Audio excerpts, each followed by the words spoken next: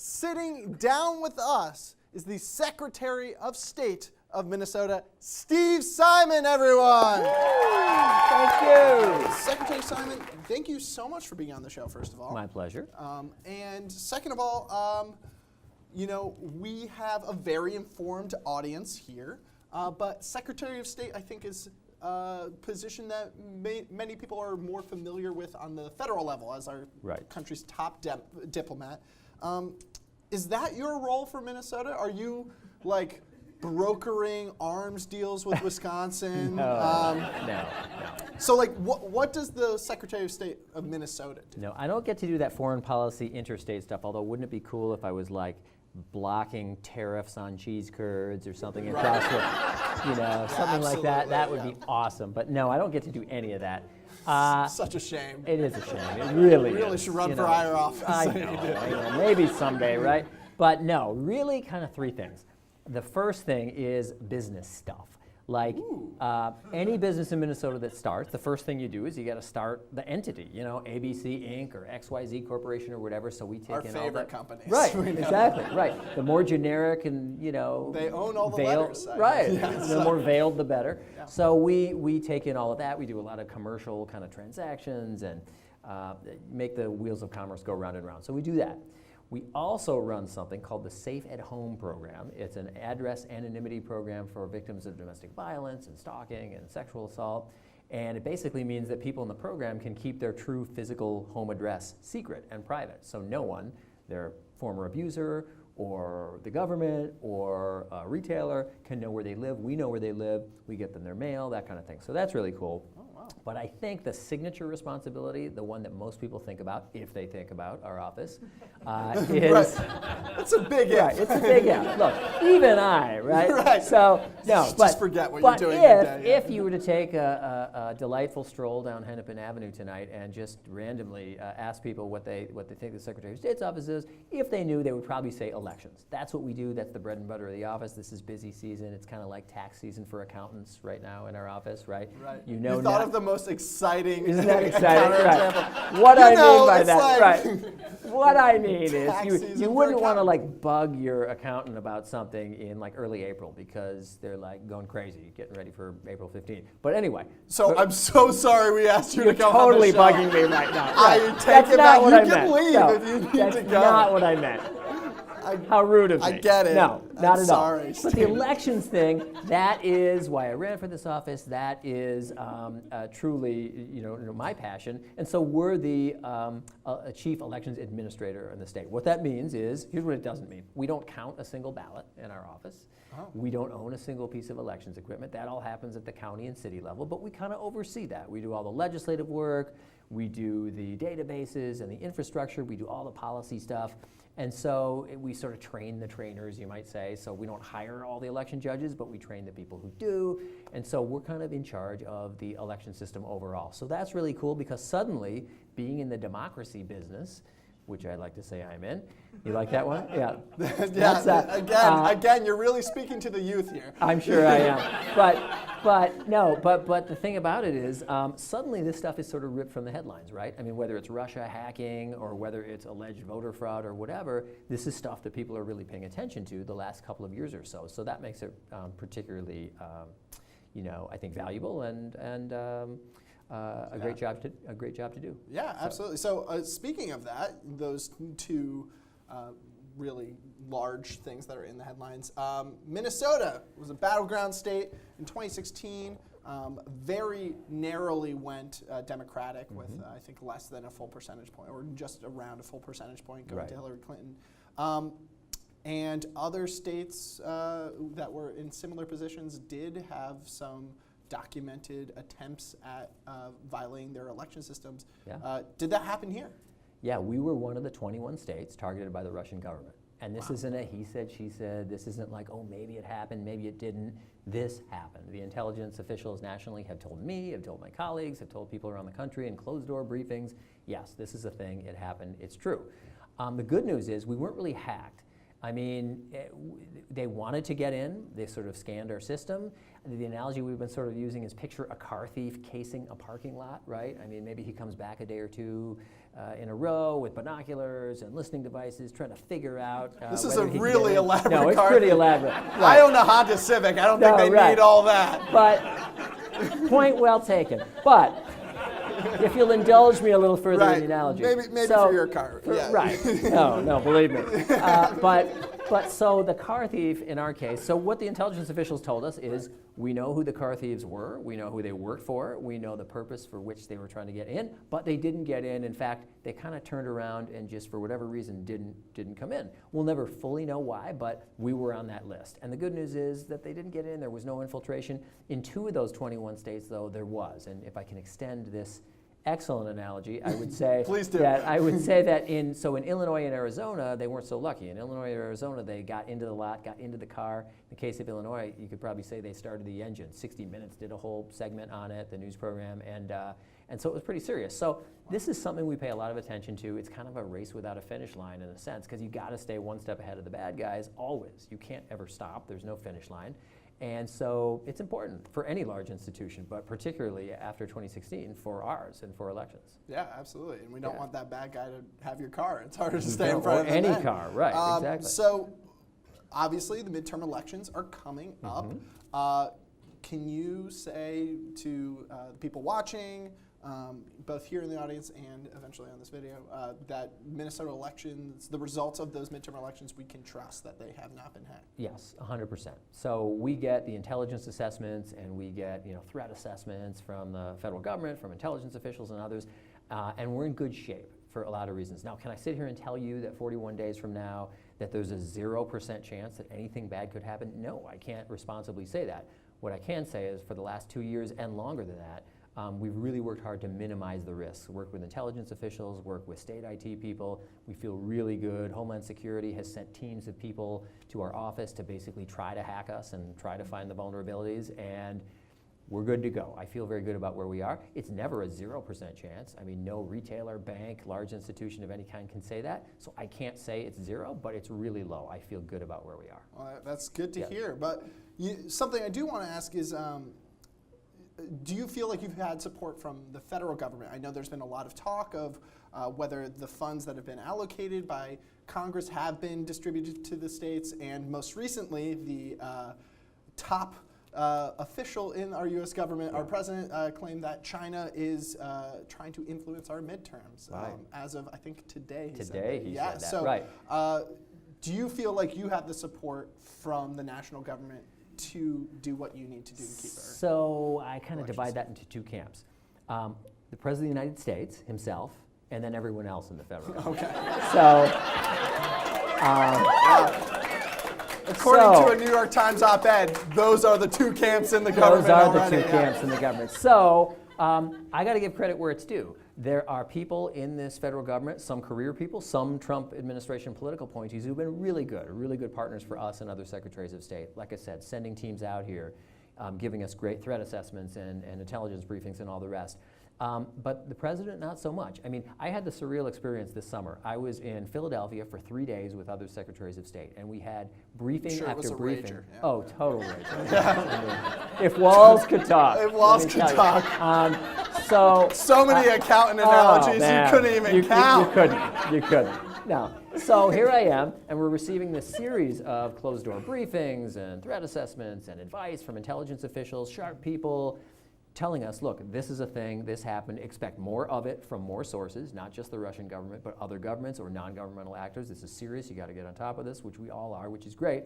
So I come back on a Sunday night. Monday morning, local time, is the now infamous press conference with President Trump and Vladimir Putin, where he's saying, well, Mr. Putin says they had nothing to do with it. Our intelligence folks say they did. Who's to say? I have no reason to disbelieve him. I had just come that night before from 3 days of his own people telling me the exact opposite. So in a couple of sentences, he undercut his entire intelligence community. So that's been a little bit frustrating, to say the least. But I do want to give credit where it's due. Thank you for restraining yourself. Yeah, right. But, sure, in Philadelphia, there were words flying around. No, yeah, I got it out of my system there. Right, that's what Philadelphia Philadelphia's best for, by the way. Exactly. So the point is that I do want to give credit where it's due. A lot of the federal government has been very supportive. Congress actually has gotten its act together, and this spring got us a bunch of money for election security. Minnesota's share was about $6.6 million of that. That's going to go a long way. I wish we'd received it earlier in time for the 2018 election. We won't. But we'll get it next year, and we know how we're going to use that money, which is good. So a lot of people have been really understanding how real this is, and that's good. I just wish that the president would be on the same page more than he is. Yeah, absolutely. And one question that I have as well for regarding the president and people who support the president is the opposite of the Russian hacking situation, rather that there's a lot of claims of voter fraud or rampant voter fraud. Right. Is that happening in Minnesota? No, absolutely not. The president, before he was president even, when he was president-elect, famously said, and has now like doubled down and quadrupled down on the fact that he says 3 to 5 million people voted illegally in the 2016 election. Does that bear any relation to the fact that he lost the popular vote by about 3 million? Who's to say? But there's no way we can say. We can't. It's idle speculation. But Right. 3 to 5 million. So just to show you how cartoonishly ridiculous that number is, even if you take the low number of 3 million, Minnesota's pro rata share of that, if you chopped it up by population, would be north of 50,000 people. And to put that number in perspective, we don't even have 20,000 prison beds in Minnesota, of all the prisons.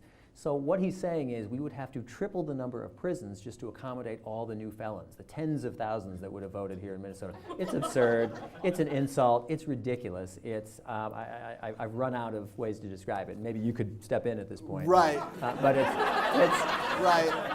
You're in comedy. As right? a comedian, I'm well equipped to deal with none of the consequences that you would. So, however, I am concerned with your suggestion of tripling the beds because you don't know, he might take that. It's possible. Right. So it's unfortunate. It's not true. Look, I mean, there is a very tiny and isolated and controlled, sort of number or incidence of people doing the wrong thing or acting unlawfully when it comes to elections. The actual number, so all the county prosecutors, the county attorneys in Minnesota have to report to us within 10 days of even closing an investigation, let alone a decision to charge, let alone a conviction. So we get all the information from all the prosecutors. And the last time I checked, we had, so just to put it in perspective, we had nearly 3 million voters in 2016. Number one in America. I never tire of saying that. That's right. Number one. We got back to number one. That was my big goal when I came in, was getting us back to number one. We were number 6 when I came in, just saying. Who was ahead of us? What's that? Hold on. Yeah. Do you know the states that were ahead of us? Well, we were number 1, so none. Well, Yeah. In number 6. Sorry, Yeah. the math scores are Yeah. down in Yeah. Minnesota. So I've heard. But Yes. prior to your term, when we were 6. When we were 6, do you know? Yeah. I can't remember the exact order, but like Colorado, Wisconsin. No! I know. But we got the last laugh in 2016 when we were number 1. So that's good. Again. Better than 6th. Right. So anyway, as I was saying, we had nearly 3 million voters, an all-time record in 2016, which got us to number 1. And the last time I checked, the number of convictions related to that election in Minnesota was 11. Now, that's 11 too many. We all want it to be 0. I do, you do, everyone does, for all the right reasons. But let's put that in some perspective here. If that fraction, 11 over just about 3 million, is like 7/10,000ths of 1%. If I told anyone in this room that that would be your rate of error in whatever you choose to do, a career, a hobby, whatever it is, and I told you that's going to be your rate of error, you'd say, sign me up. That's near perfection. So we always have to be vigilant, and we are. But when I hear the president talking about pro rata 50,000 plus, and the number is 11, there's a disconnect there, wouldn't you say? I would. Yeah, I would definitely say that. Yeah. So speaking of how we do our elections, last year we produced a segment on the show regarding how Minneapolis and St. Paul and a couple other cities around Minnesota run their elections through ranked choice voting. And there's an organization called Fair Vote Minnesota that is advocating for ranked choice in many municipalities across the state. But also, for statewide races. As the Secretary of State, obviously, that is in your wheelhouse. Is that a good reference? Is that a good analogy? I use the wheelhouse reference constantly. Excellent. I'm glad. You got the accountant one. I want to stay on the analogy game. Do you believe that ranked choice voting is the right choice for Minnesota for statewide races? So I'm fascinated by the promise of ranked choice voting in the sense that, and I've worked with Fair Vote quite a bit, the idea is it gets rid of the spoiler factor. If you really love candidate A, but you have it in your head that if you vote for candidate A, it's basically going to mean victory for candidate C, who you absolutely hate, the answer is to rank them and do an instant runoff and all the rest. And number two is the idea that at the margins, at least, it will reduce some of the nastiness of politics. Because if you need a lot of number 2 votes and a lot of number 3 votes, it's not in your interest as a candidate or campaign anymore to totally mow down an opponent. So those are two among the hoped for advantages. So I'm intrigued by the experience so far in Minneapolis and St. Paul. Rochester is close to adopting it. St. Louis Park just did. So starting next year they will, and there are other communities thinking about it. I would say this: it's up to each individual community. I'm not prepared yet to say that we should import it for all statewide purposes. I think we've got a lot more analysis to do on the local level. But I hope that more communities adopt it, so it's not just the biggest cities. I'd love to see some rural communities and more suburban communities adopt it so that people can get familiar with it and see if it pans out or not. And I think individual communities need to have more authority in order to adopt it. We have this weird law in the books now in Minnesota where if you're one of the larger cities, you can just do it on your own, either by a vote of the people or the city council. If you're one of the smaller cities, you've got to go and beg the legislature for a specific bill, like a permission slip. And that doesn't seem very fair to me. So people should experiment. Cities should. If they love it, they should keep it. If they hate it, they should ditch it. And I think it's an interesting experiment. And if someone lives in those cities and hates ranked choice voting, they can move to a rural town. That's right. Because they can't get it there. That's right. Yeah. Love it or leave it, right? Yeah. So you are having your own election coming up in the midterms. Yep. You're finishing your first term and you are campaigning for your second term. You're up against your Republican challenger, John Howe, and Independence candidate, William Denny. What do you think is at stake in this election? Like, what are the talking points that all of the candidates are talking about, and what do you hope to accomplish in your second term? Well, here's where I got to be a little bit careful because I'm here in my official capacity. Oh. And now as a candidate, I have to be a little bit careful, but what I will say is this. So I'm not going to say vote for or vote against or whatever, but what I'm going to say is this. I've been really clear on the official side about my mission in the office. Like, I'm passing through, as all office holders are. I'm the 22nd Secretary of State. Hopefully there'll be a lot more than 22 after me. But my mission is pretty clear, very simple, and it's to make it as easy as possible for all eligible Minnesotans to vote, period. That's it. It's not harder than that. And so there are others before and now that have competing visions, and that's what elections are for, but that's what I'm all about. I've been very clear about that from day one. Cool. So, we got to stay number one. We Absolutely. can't let Wisconsin No way. beat us No way. again. Yeah. By the way, let me throw out pop quiz.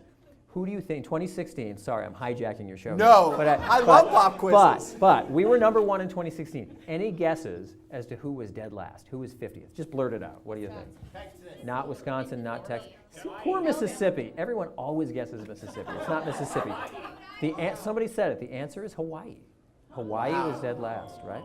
So they think because they have good I weather, know, right? they don't have to go inside for I a know, voting I booth. They'll know, just I say know. the name of their candidate in the wind and So conceited, right? so conceited. yeah. That's what makes us hardy. The terrible Right.